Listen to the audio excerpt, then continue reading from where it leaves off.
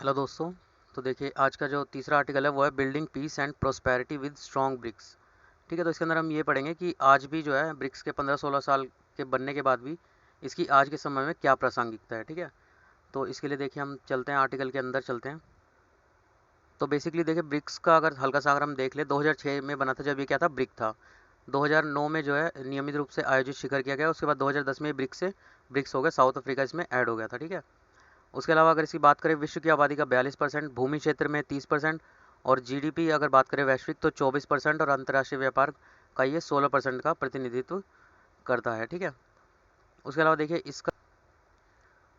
देखिए जो NDB bank है ये भी ब्रिक्स के द्वारा ही स्थापित बैंक है। कोई भी अगर इस ब्रिक्स के जो देश हैं उनको जरूरत पड़ेगी आकस्मिक रिजर्व बैंक की, तो ये जो एनडीबी है उससे ले सकते हैं। ठीक है, मजबूत ब्रिक्स के साथ शांति और समृद्धि का निर्माण। तो जो ब्रिक्स साझेदारी मानव जाति के लिए एक साझा भविष्य के साथ एक समुदाय का निर्माण करने के लिए, दूर तक चलने के लिए एक साथ चलना।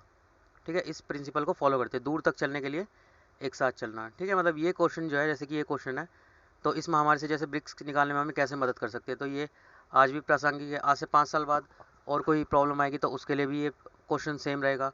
10 साल पहले की अगर बात करें उसके लिए भी ये सेम ही रहेगा। ठीक है, तो देखिए जो ब्रिक्स है उसके जो विदेश मंत्री है सन वेइनदोग, इन्होंने क्या कहा कि कोई भी चीज़ अगर समान लक्ष्य वाले लोग हैं उनको अलग नहीं कर सकती। ठीक है, अब आज के टाइम में क्या है, महामारी से निपटना, तो उसमें सभी देशों को लक्ष्य क्या है, महामारी से निपटना। तो इनको जो है इनको एक साथ आना ही होगा, इसका इसमें ये कहा गया आर्टिकल में। तो इस निर्माण को जो है 16 इन ब्रिक्स के निर्माण को 16 साल हो चुके हैं इन पांचों देशों को। तो इसके बाद जो है सहयोग के लिए ये एक महत्वपूर्ण मंच आज के समय में माना जा रहा है। ठीक है, और अंतर्राष्ट्रीय व्यवस्था के विकास, वैश्विक शासन में सुधार और उसके प्रचार के लिए महत्वपूर्ण इस पर बल दिया गया है। उसके अलावा जब से चीन ने ब्रिक्स पर कब्जा किया है, इस वर्ष की शुरुआत से ही बात कर रहे हैं हम, जिसमें जो है राजनीतिक सुरक्षा, आर्थिक, वित्त, लोगों के आदान प्रदान, सार्वजनिक स्वास्थ्य, अन्य क्षेत्रों में सहयोग को आगे बढ़ाने के लिए ब्रिक्स भागीदारी एक साथ इनको मिलकर जो है काम किया है। 50 से अधिक महत्वपूर्ण कार्यक्रम आयोजित किए गए, जिनमें विभिन्न सहकारी क्षेत्रों में महत्वपूर्ण प्रगति में योगदान दिया गया। 19 मई को चीनी राष्ट्रपति शी जिनपिंग जो थे, उन्होंने ब्रिक्स विदेशी मंत्रियों को वर्चुअल बैठक में एक वीडियो संबोधन दिया। ठीक है, ब्रिक्स विदेश मंत्रियों ने एक संयुक्त बयान जारी किया और ब्रिक्स और उभरते बाजारों और विकासशील देशों के लिए बीच जो है विदेश मंत्रियों की इसमें पहली पहली बातचीत हुई। 19 मई, अभी इसी महीने की बात हो रही है। आज क्या है, दुनिया जो है अस्थिरता, अनिश्चितता, असुरक्षा, इसके बढ़ते कारकों का गवाह हो रही है। ब्रिक्स विदेश मंत्रियों की बैठक के लिए कई महत्वपूर्ण मुद्दों पर आम सहमति और परिणामों तक पहुंचने के लिए बहुत महत्वपूर्ण है कि ब्रिक्स देश दृढ़ विश्वास के साथ चुनौतियों का सामना करने के लिए एकजुटता और सहयोग को मजबूत करें और बढ़ावा देने के लिए वास्तविक कार्रवाई करेंगे और शांति और विकास, निष्पक्षता, न्याय का बनाए जो है रखा जाएगा। हम वैश्विक विकास में और अधिक ब्रिक्स ताकत लगाएंगे और विकासशील देशों के सामान्य हितों को बनाए रखने के लिए ब्रिक्स को एक साथ आवाज़ उठाएंगे उसमें। ठीक है, मतलब ये सब अगर इस टाइप से कोई क्वेश्चन आ जाता है प्रासंगिकता ब्रिक्स की, तो उसमें हम ये सब लिख सकते हैं। सार्वजनिक सुरक्षा को कायम रखते हुए, तो इसमें जो है ब्रिक्स देशों को सार्वजनिक सुरक्षा को निर्माता होना चाहिए। शीत युद्ध की मानसिकता और गुट टकराव विश्व शांति और सुरक्षा के लिए एक गंभीर खतरा हो सकता है। जो शीत युद्ध होता है, कोल्ड वॉर होता है, दूसरों की कीमत पर अपनी सुरक्षा की तलाश करना केवल नए तनाव और जोखिम पैदा करेगा।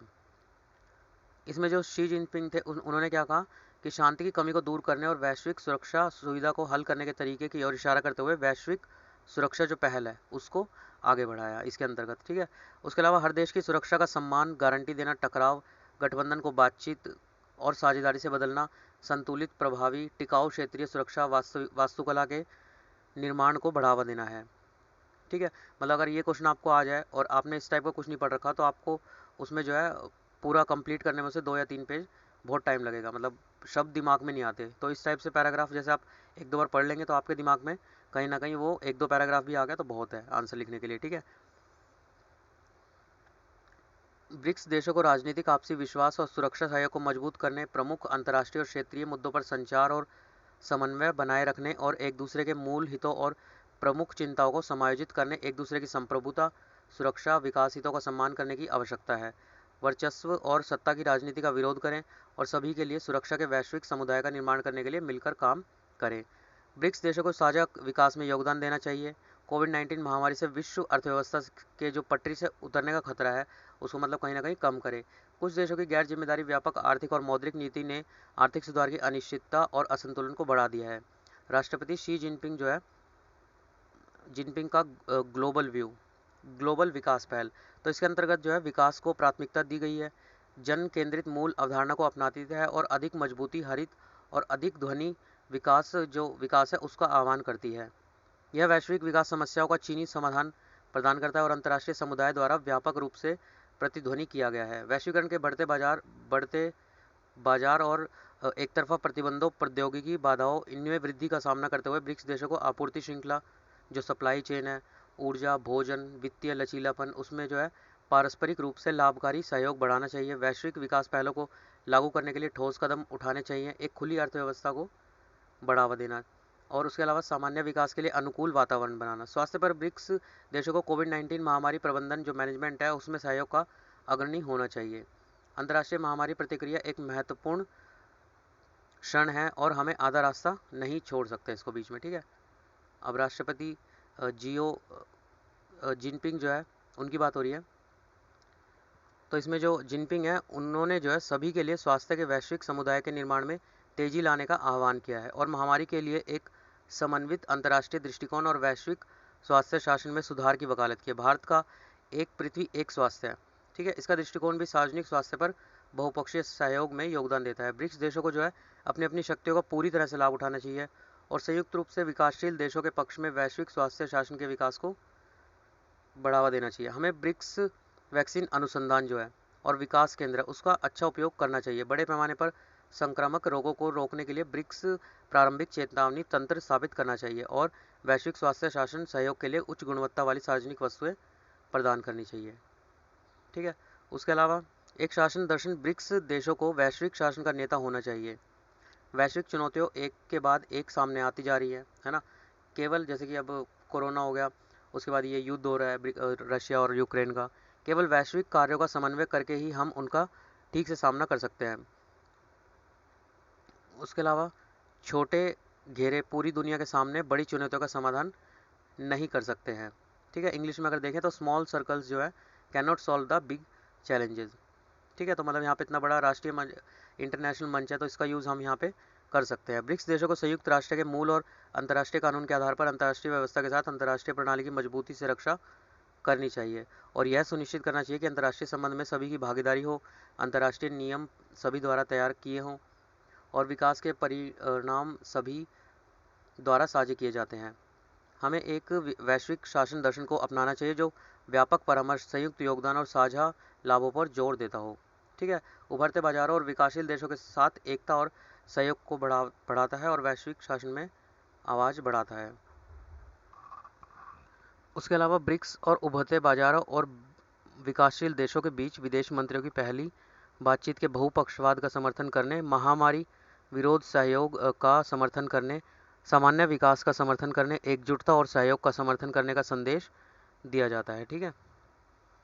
उसके अलावा संवाद के सभी पक्ष जो है समर्थन करते हैं कि ब्रिक्स प्लस जो है सहयोग मॉडल की वकालत करते हैं जो सहयोग के लिए पैदा हुआ एक मंच है और विकास पर पनपता भी है। ब्रिक्स प्लस मतलब और देशों को इसमें इंक्लूड करना। हमें ब्रिक्स प्लस सहयोग को और अधिक स्तरों पर, अधिक क्षेत्रों में, व्यापक दायरे में तलाशना चाहिए। चीन ने ब्रिक्स विस्तार प्रक्रिया शुरू करने, कदम दर कदम आम सहमति बनाने के लिए विस्तार के मानकों और प्रक्रियाओं पर चर्चा करने का प्रस्ताव रखा है। इससे ब्रिक्स देशों का प्रतिनिधित्व और प्रभाव बढ़ेगा, विश्व शांति और विकास में अधिक योगदान होगा। जैसा कि एक पुरानी कहावत है, यदि आप तेज चलना चाहते हैं तो अकेले चलते रहिए और दूर तक चलता रहना चाहते तो साथ चलिए। ब्रिक्स तंत्र की स्थापना के बाद से यह उभरते बाजारों और विकासशील देशों के भाग्य के साथ निकटता से जुड़ा हुआ है। चीन हमेशा विकासशील देशों के परिवार का सदस्य है और हमेशा विकासशील देशों के साथ खड़ा रहेगा। हम खुलेपन, समावेशिता और जीत के सहयोग को ब्रिक्स भावना को ठोस कार्रवाई में बदलने का प्रयास करेंगे। वैश्विक विकास के एक नए युग को संयुक्त रूप से बनाने के लिए एक उच्च गुणवत्ता वाली साझेदारी बनाने के विषय पर केंद्रित ब्रिक्स साझेदारी को गहरा करेंगे।